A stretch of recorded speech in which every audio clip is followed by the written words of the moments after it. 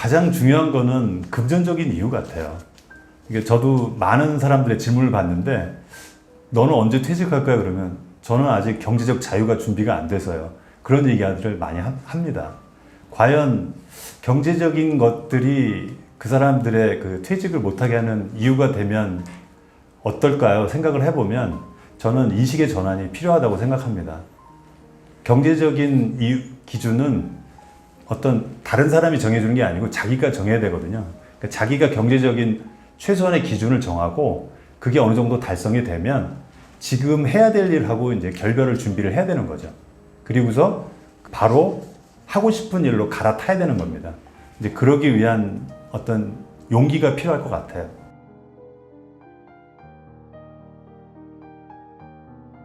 사람들의 반응은 좀 의외라는 반응이 많았어요.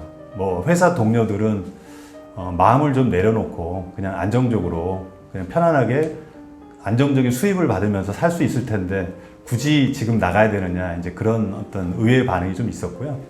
가족들도 의외의 반응이었는데 특히 아내가 걱정이 많았습니다. 그 좀 이른 나이에 너무 빠른 퇴직 아니냐, 그리고 잠시 쉬면서 그 다음에 새로운 직장을 찾겠지 라는 생각을 하고 있었다고 하더라고요. 그래서 그랬고 자녀들도 사실은 좀 충격을 받긴 했지만 결국은 가족이 저한테 위로를 많이 해줘서 지금도 굉장히 행복한 은퇴 생활을 하고 있는 것 같습니다.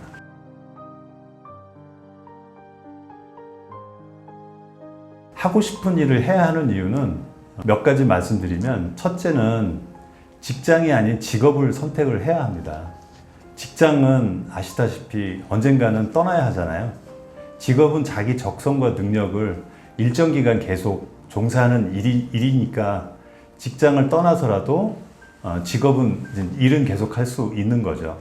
그래서 행복한 삶을 위해서는 직장이 아닌 직업을 가져야 합니다. 둘째는 자존감이 높아집니다.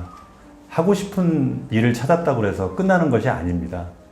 결국은 문제는 그걸 잘 마무리를 해야 되는 거죠. 역경이 다가올 겁니다. 아주 긍정적인 마인드를 가지고 그 역경을 딛고 나면 자존감이 훨씬 높아질 겁니다. 셋째는 자아실현 욕구를 충족시킬 수가 있습니다.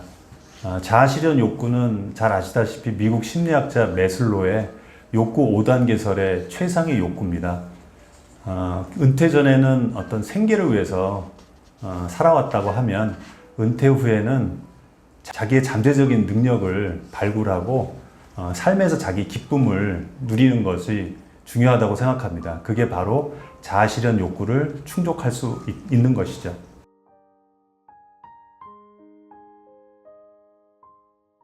가장 큰 이유는 금전적인 문제가 큰 것 같아요. 그래서 가족 생계를 위해서 자식들의 등록금, 그 다음에 학원비까지 책임져야 되는 의무감이 무겁게 짓누르잖아요. 충분히 이해가 가기도 합니다.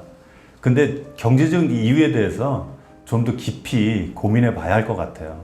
최소한의 경제적 기준을 만들고 거기에서 달성이 되면 해야 할 일을 결별을 준비하면서 진정으로 하고 싶은 일에 갈아타야 되는 것이죠. 경제적인 이유만으로 차일피일 미루다가 결국은 하고 싶은 일을 못해서 크게 후회하는 사람들이 너무 많은 것 같습니다.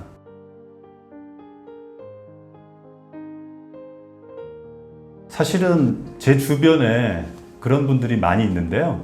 의외로 대기업의 임원 출신이라고 해서 경제적으로 충분하지 않은 것 같아요. 예를 들면 한 친구는 모 대기업 임원으로 작년에 은퇴를 했거든요.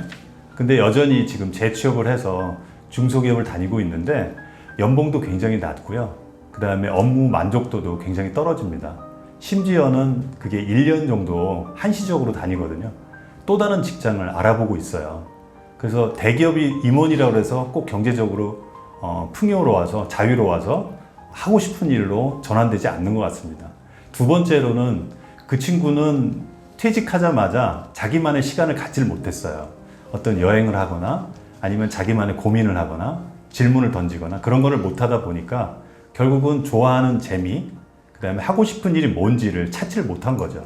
결국은 그래서 다시 재취업의 길로 갔는데 여전히 한숨을 쉬면서 답답해 합니다. 그리고 2, 3년 후에는 똑같은 고민을 또 할지 모르겠어요. 결국은 인생이 고민과 고민 끝에 해답이 없을 수도 있거든요. 그래서 경제적인 고민도 있지만 아까 뭘 좋아하는지, 뭘 하고 싶은지에 대한 자기만의 숙고의 시간이 필요할 것 같습니다.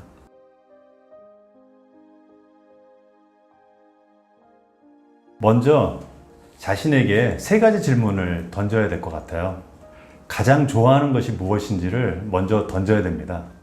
그 다음에 현재 가장 좋아하는 것 중 가장 애착이 가는 것이 무엇인지, 그 다음에 앞으로 하고 싶은 것이 무엇인지를 던지고 답을 구해야 될 것 같습니다. 지금까지 이런 질문을 해본 적이 없어서 답이 쉽게 떠오르지 않을 겁니다. 그러면 생각이 그치지 말고 글로 한번 답을 한번 써보세요. 문제는 스스로 풀어내야 합니다. 그 답을 찾는 과정에서 자신을 또 소홀했던 자기 자신을 찾을 수도 있고요. 2번째로는 멘토를 찾아야 합니다. 자신이 관심을 두고 있는 분야의 멘토를 만나야 합니다. 동호회나 모임에서 쉽게 멘토를 만날 수가 있는데요. 이왕이면 멘토와 함께 그들이 활약하는 곳에 가서 몸소 체험해 주는 게 가장 좋습니다.